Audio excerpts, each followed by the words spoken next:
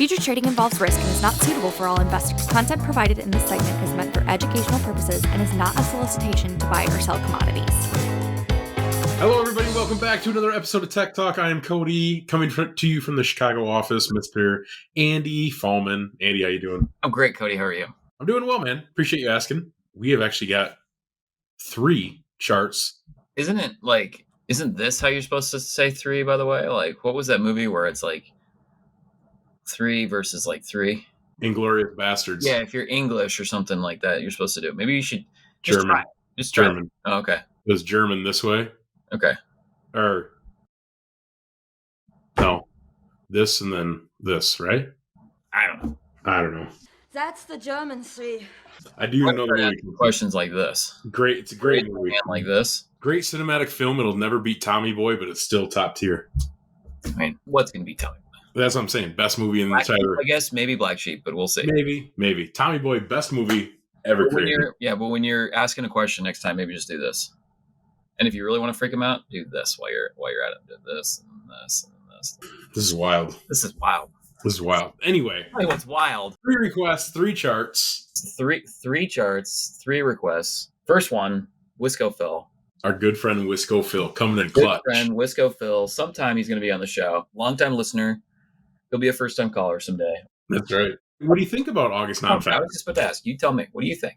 It sure feels like we're starting to round this chart out a little bit. Maybe get a little pop here. A little rounder, little rounder popper. I guess we kind of been down here at $1.18 between 118 and 120 for, almost a month now. So I'm going to zoom out of the price action and I'm going to zoom in to some of these secondary stuffs. There you go. When Wisco Phil asked us for this one, this was the first thing that I took a look at was this right here, right? And so we had this kind of breakout and then failed, but then came back right back out of it again. So this is the RSI. So it dipped into oversold territory by getting into the blue, came back out. That was a false breakout, came back out, did it again. But this time, now it's really getting away from it. So you have this confirmation. And if we've made the argument that these things do also trade technically, right? And so if you do this guy right there, this is also broken out.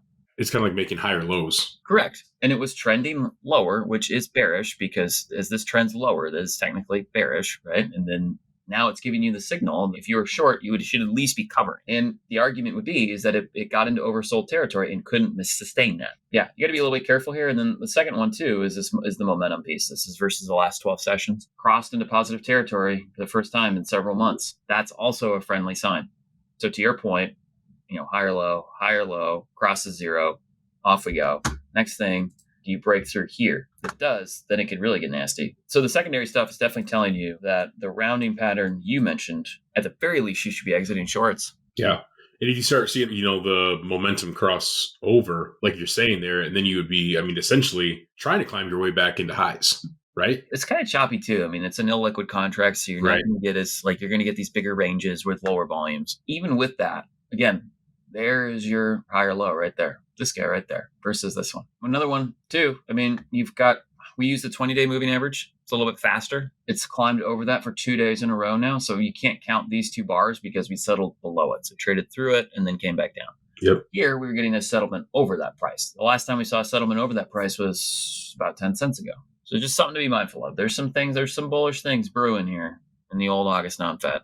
Talk about a market. You had mentioned this too. Trade's very illiquity, but that has just been seemingly on rock bottom recently, where it's not getting a whole lot of love from anybody. Nobody really wants to talk about non-fat. No, not really. And by the way, did you just say illiquity? Illiquidly. I think you said illiquidity. I did. I was hoping you were going to catch it, but it is illiquidly. I think you just coined a new term. Illiquidly? Illiquity. This contract is illiquity. I like it. Tally it up. We're going with it. Here's another illiquity contract. Woohoo! Spotway. This came from Trucker Katie. Is that right? Yep. Long-time listener, first-time caller, trucker. First-time caller, first-time request maker. From Wisconsin. All right. This one's looking no Gouda, if we're going to go with throwing a cheese joke here. Yeah, I don't know. This isn't looking too hot here. But no. So this is weekly spot way. NAS printed today. Check out Bases Loaded with Joe Schmidt, by the way. To learn more about that. But NAS printed today. The previous one was 46 and a quarter-ish, I think. Today's print was like 44 and a half. Correct. 60, so it was down a little over a penny. Mm-hmm. Penny and a half or something. Definitely down ticking in the NAS now. We had a few weeks in a row of 46-ish. But, here, I don't know, man. I mean, to me, it's like, I think you got to be a little bit careful getting married to this chart. Futures are premium here. It seems like way, and when you start talking about like 36, 37 cents in the CME, I feel like, you're going to struggle to get through 40. Futures have struggled to get through 40. Right. And we'll see what the NAS does here, NDPSR, over the next couple of weeks. But I guess for me, I think if we're going to cement this, you got to look for the open lower next week. Right. Well, and you've got it on your chart. I mean, we have broken the rest of the week and settled below your long-term trend there also. I agree. I look at this chart and I say there's other things that could potentially come into play here, like the NAS not moving in as quickly. And again, futures, I just want to be a little bit careful. Futures kind of putting around 40 cents some of these months. Like that's, I don't know. We'll see. But this chart on itself, it does look bearish. I think if we cemented this close by the end of this week and then got an open lower, then the next stop would have to be this area right here, right? Because you'd be technically through. So all this stuff, if we scroll up to that low, we are technically through that. We got 36.31. I mean, gosh, that is like so close. That is. I mean, that's right there. If we closed here, you would technically be through all this stuff. The low that you have there is 36.5, and the low that we have on this week is 36.25. So you're just snip it right through there. I mean, you're just right there. Quarter cent higher, and you're not into new lows. Exactly. Yep. For this move. So you're saying next week if we open up, let's say we get a Monday, Tuesday trade. It is Wednesday. I totally forgot to mention that at the beginning. We're actually recording this on 4/10, which is a Wednesday afternoon. So we have 2 more days of trading this week alone. A couple days. So right. That's to me, like I said, if you're going to get a push into the 30 cent area where we really start to break out from, I think you have to get this close here at least this week and then open lower next week. And then I think it's a quick nickel down. But again, I want to be really mindful of how the futures are trading. Let me ask you this. Hit me. You think we break through 30 cents? No. No. I don't, personally. I think something else to be mindful of too is that we just took a peek at non-fat. Typically, whey is what? Back of the envelope math, whey is usually a third of the non-fat price. Good point. If non-fat's going to hold, and we think August is good at 120, then we should see it. I think we're going to struggle to see whey break. So, yeah, first thing I thought of when you asked that question was, well, we just said August non-fat is good at 120. Right. So, yeah, I mean, that's for just, those that are out there, back of the envelope math, whey usually trades at 1/3 the price of non-fat. I say usually, it's a good gauge. Right. Makes sense. Yeah, this chart, I think, like I said, given some of the other things that we know are going on, NDPSR, I look at that chart, it looks bearish. Don't get me wrong. I think you got to cement this close and get it closed lower for us to get down to 30 cents. I think want to be really careful of a wick like this. By the end of the week, we're at like 38 cents or something like that. If that were to happen, I would expect us to come back and test this uptrend. I love this chart. I think it's a great ask because, again, we're technically into new lows for all this stuff right here. We're below that technically. But we are middle of the week also. Middle of the week. So we got to get a close there and then an open lower the next week. Gut feeling, I think we're going to get a candle that looks more like this. And then you get some price action that kind of looks like this. Let's be a little careful here. I like that. A little careful. Thank you, by the way. Shout out, Katie. Yeah. Shout out there. Shout out. This is a great ask. Keep them coming. Thank you. And then last one, certainly not least. Our good friend, Jimbo. Mr. Jimbo. From Illinois. From Illinois. Illinois. When I lived in Oregon, like everybody in Oregon called Illinois. Is it Oregon or Oregon? It's Oregon. Kevin in our office made fun of me when I moved to Chicago and I said Oregon. Oregon. Yeah, well, Oregon. But yeah, people in Illinois call Oregon. People in Oregon call Illinois. Illinois, because there's an S on the end. And I've lived in both states, so I've gotten a sample from both worlds here. So you understand where we're all coming from when it's hard to pronounce a lot of this stuff. Correct. Okay. Struggle. All right. It's a struggle. It's a struggle. When I first got to Illinois, I was nervous, man. I don't want to offend any. Actually, I don't really care about offending anybody, but didn't want to hurt too many feelings. Wait a minute. What's like the sweet spot for you? Like, what's enough? Like, well, until you get to know me. Like, once you get to know me, then you just expect. Then just expect to have your feelings hurt. Right. But the first 2 weeks working there, moving to a new city, I didn't want to be like, oh, welcome to Illinois. Welcome to Illinois. Right. Honda different things. Honda different things. July meal from Jimbo. Hoo-wee. I don't know. So yesterday, full disclosure, I reached out to Jim and we were talking about, I asked if this is thoughts on this being a W. So this is what the chart looked like when I asked. Whoops. Not so much anymore. But I think like what bugs me about this chart is that we're kind of getting back down around here and you've had a significant move and now you're starting to get some of the secondary stuff on the longer term, indicating that we're starting to slow down this break. Right. And so let's take a quick peek at here. So we haven't gotten oversold just yet. Right. So it's kind of like it's you're not saying buy it, but it's more like we got to be really careful on selling of me. Yeah. Getting, if you're short, buying calls against to protect yourself against, like, or converting your, I don't know, if you're short futures, buying puts or something like that, getting out of your futures, fine. But like between this kind of, once it gets into, let's say it gets oversold, that's the flag. And then if it comes back out of it, you'd want to be seriously considering getting long, at least getting out of shorts. And then the momentum piece is starting to get close to zero again. That hasn't done that in a while. So, the RSI, and when you asked us yesterday, before I had answered you and Jim in our chat, we were talking about this, and I was looking at the RSI, and if you look at yesterday, it didn't really roll over that much, but now look at the RSI today. So talk about an acceleration downward. Holy. So the daily is definitely showing signs that there's still more to go on the downside. Right. And to your point, today's close certainly cemented that. I was looking at this and saying, like, we're getting a higher low. Technically we are. And then bam, right in my face. So, but again, I look at this and I say, we've had a significant break and are now getting ourselves out of this downtrend, but also you're getting a higher low technically. I mean, you could theoretically be right back to, what is this, 340-ish? Yeah. 45? So I think you just got to be super careful of this 340 area. So they're bumping up against it and make like a small ascending triangle. But, if you're looking for a spot to potentially get long, like this breakout from the downtrend, higher low, now you're getting consolidation. Typically big moves happen or I guess markets tend to move in like threes, right? So you get like the big move, in this case, a break. The second phase is like a consolidation. And then the third phase of that move is some sort of retracement of the first piece. So I feel like we're entering like the phase 2 piece of it. We've trended lower for a significant, this is a huge move when you think about it, right? Where did this thing start? 430, 430.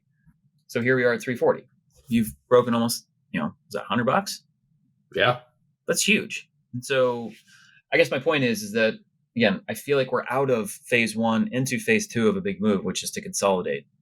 I think if you keep consolidating and keep making these kind of abrupt higher lows like this, you got to be super mindful, careful. And then I think the real killer here would be a 350, like a 3 double close, 355 close. Well, that's what I want to ask you. If you go back to even the 2 previous moves, I was going to call them, it's hard looking at it. That's what I want to ask you. I was going to call them bull flags, but they're not technically flags because go back to the 8th of March, starting on the 8th of March, that big uptick day.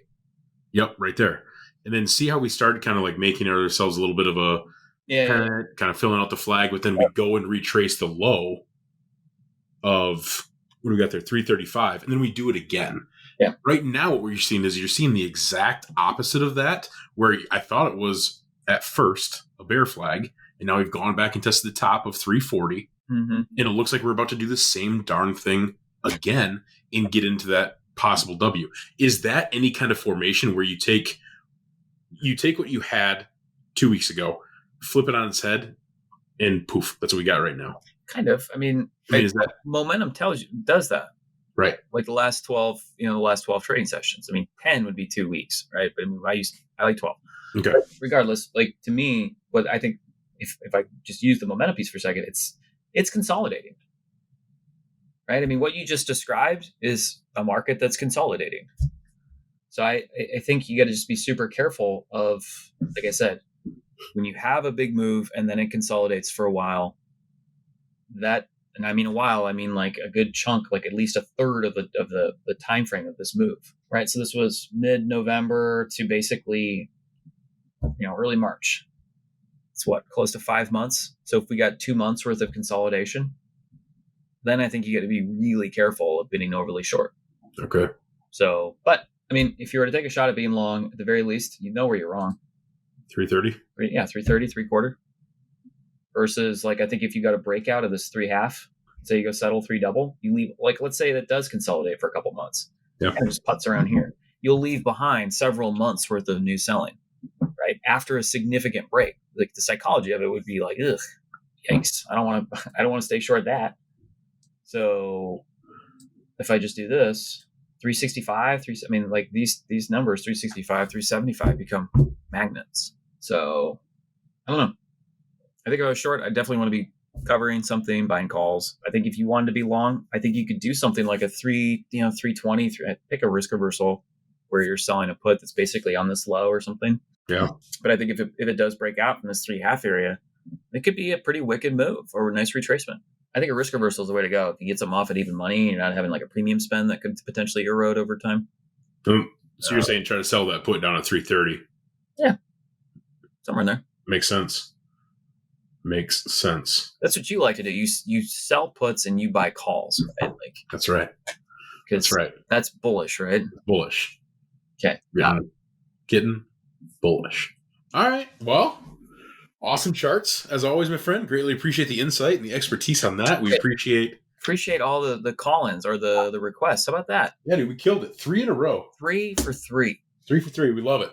If more people have some, please let us know. 3, right? I think the hardest part I've learned is like not so much finding out what charts they want. They're usually pretty adamant about that, but then asking them what they want their name to be, because some people want an alias, right? They don't want people knowing who's calling in, nice name, and you ask them, and it's like pulling teeth. Can't figure it out. Tractor Bob. Love it. What would your alias be? Steve? Yeah. Very New Jersey Steve. Never been to New Jersey. My name is probably the farthest away from Steve as possible, so no one would ever figure out that it was me. It's a fact, though. Now you're going to know. New Jersey, yeah. So if you see some troll or somebody on YouTube or something like that, just getting after people, but it says like New Jersey Steve. Or like Delaware Carl, something that kind of flows, but it's a little bit awkward. It's like, hey, probably don't want to meet this guy on the internet, but he sounds like a nice guy to talk to on the phone. Delaware Carl. I'm done. All right, everybody. We appreciate you watching Tech Talk with myself and Delaware Carl here. We'll see you next week. Delaware Carl. I'm not Delaware Carl. Hey, Mom, I met a guy online. His name's Delaware Carl. I'm moving to Delaware.